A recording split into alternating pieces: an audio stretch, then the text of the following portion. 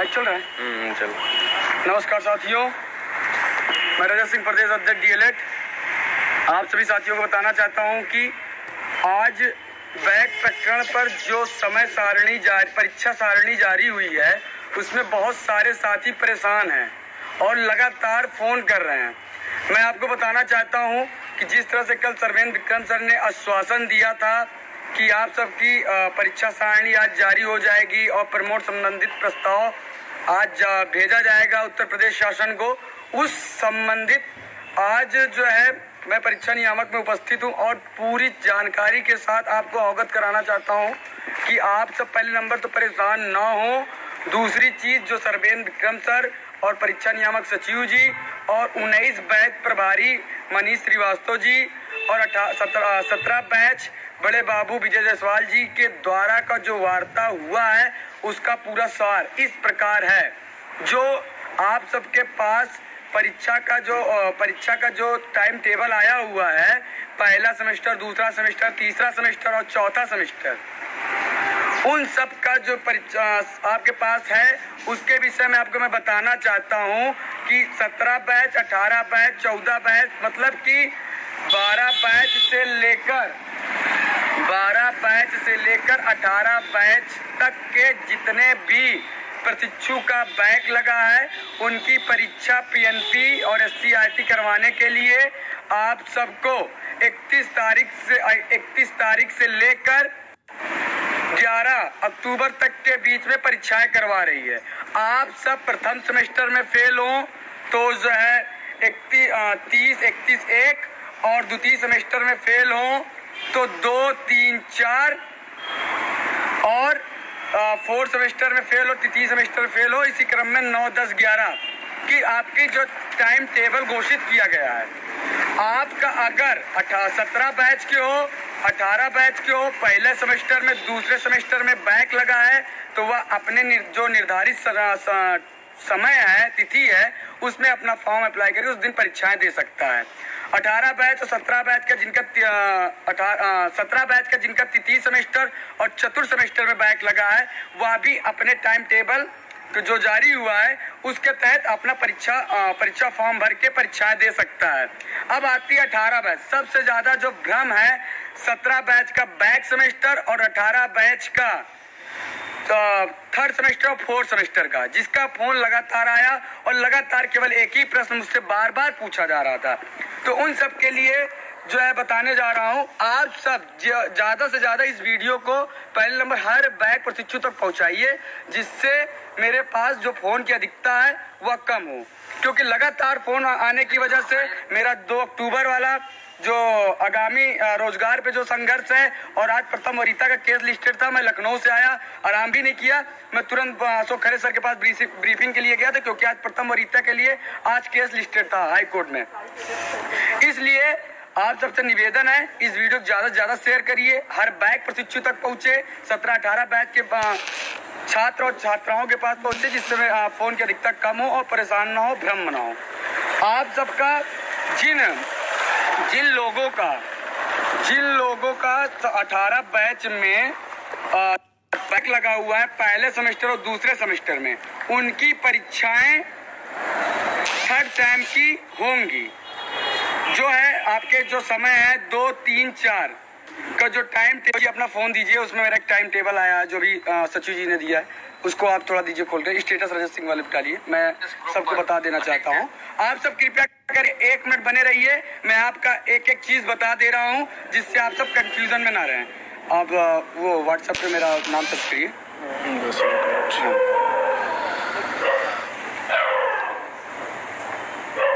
Registering नाम पे status, हाँ देखिए।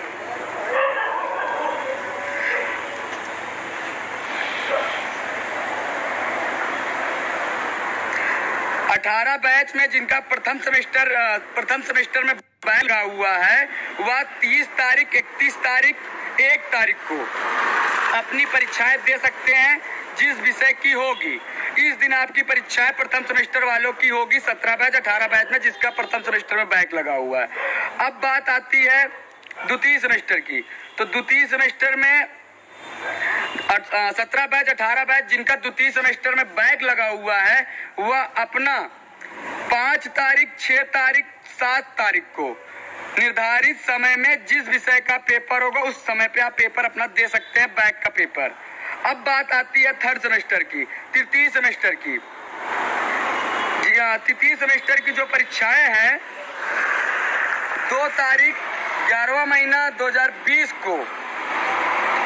लेकर 3 तारीख 4 तारीख को आपकी परीक्षाएं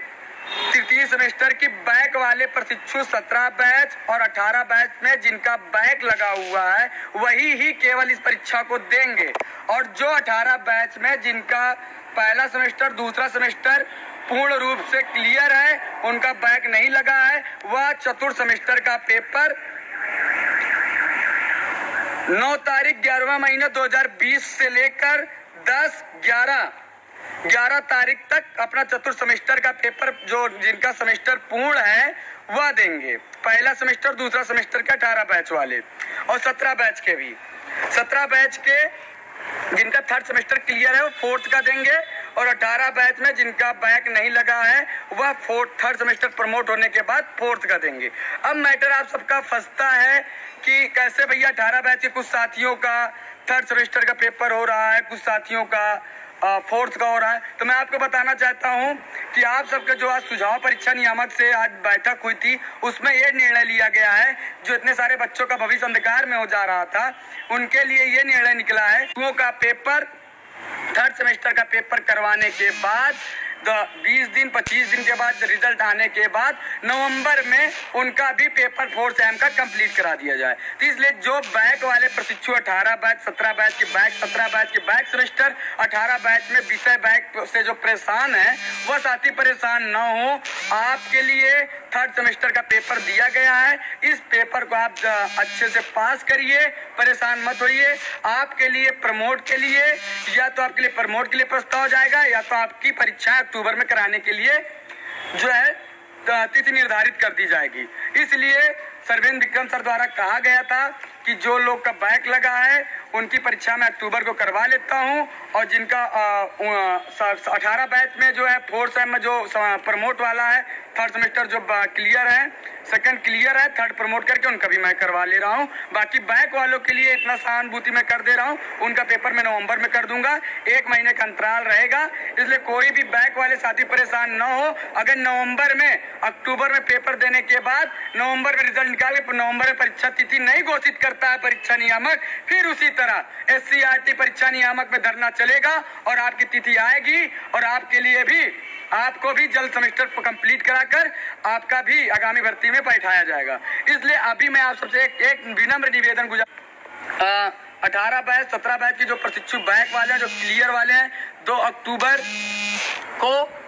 हनुमान मंदिर के सामने जिला शिक्षा प्रशिक्षण संस्थान प्रयागराज पहुंचे 11 बजे। वहां से रोजगार के लिए सुभाष चौराहा तक तिरंगा पैदल मार्च जा रहा है। अभियान का नाम है गांधी जी मांगे रोजगार। इसके तहत आप सब आइए, अधिक संख्या में उसमें प्रतिभाग करिए और सरकार से अपने हक की आवाज आगामी भर्ती मांगिए, क्योंकि उस दिन साफ साफ सरवेंद्र विक्रम सर ने भी कहा था कि आगामी भर्ती 69,000 पहले नहीं आएगी, लेकिन 69,000 भर्ती के चक्कर में अपना भविष्य गर्क में न डालिए, अभी से संघर्ष जारी करिए और जैसे ही आपका भी बैच पूर्ण हो तो आगामी भर्ती के लिए आप तैयारी में रहें। पता लगा आप बैच आपका भी पूर्ण हो गया, 17 बैच हमारी तरह 1 साल पूर्ण हुए तो आप भी 2 साल बैठाएंगे, हम भी बैठेंगे, कोई मतलब नहीं है। अभी से लड़ाई जारी रखिए, आगामी भर्ती के लिए जैसे ही आपका पूर्ण होता है वैसे ही आगामी भर्ती में बैठ जाइए। इसलिए सभी साथियों से कहना चाहता हूं, आप सबका केवल एक समस्या था थर्ड सेम और फोर्थ सेम का 18 बैच वालों का और 17 बैच में बैक सेमेस्टर वालों का। दोनों लोगों को आप मैं बताना चाहता हूं, आप सब थर्ड सेमेस्टर की तरफ पेपर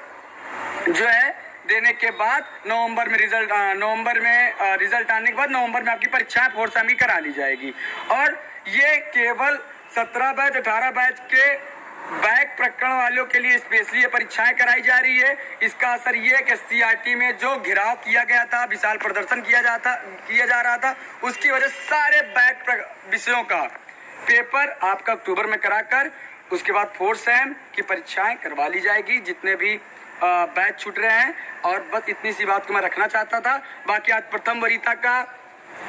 केस हमारा हाई कोर्ट में लिस्टेड था, जिसके लिए मुझे लखनऊ से भगना पड़ा, क्योंकि ये मेरी लड़ाई हर DLED BTC परिवार के लिए मैं लड़ रहा हूं और किसी विशेष साथी के लिए नहीं लड़ रहा हूं, मैं हर अपने पूरे परिवार को साथ लेकर चलना चाहता हूं। इसलिए लखनऊ से मुझे भगना पड़ा, वहां से सरविंद विक्रम सर से मुलाकात किया, फिर उसके बाद फिर यहाँ इलाहाबाद प्रस्थान हुआ और अशोक खरे सर से पास ब्रीफिंग हुई। ब्रीफिंग होने के बाद आज जो भी केस का निर्णय होगा, ऑर्डर अपलोड होगा। ईश्वर से महाकाल से मेरी यही प्रार्थना है कि जिस तरह से मैंने हर मुद्दे पे जीत हासिल की है, उस बार मैं डीएलएड प्रथम वरीयता का केस जीतकर डीएलएड बीटीसी का मान सम्मान को ऊंचे दर्जे पे ले जाऊं और आप सबके लिए एक बड़ी जीत के साथ अपने हक को एक बार फिर पता कर डीएलएड का लहरे। जय हिंद, जय भारत।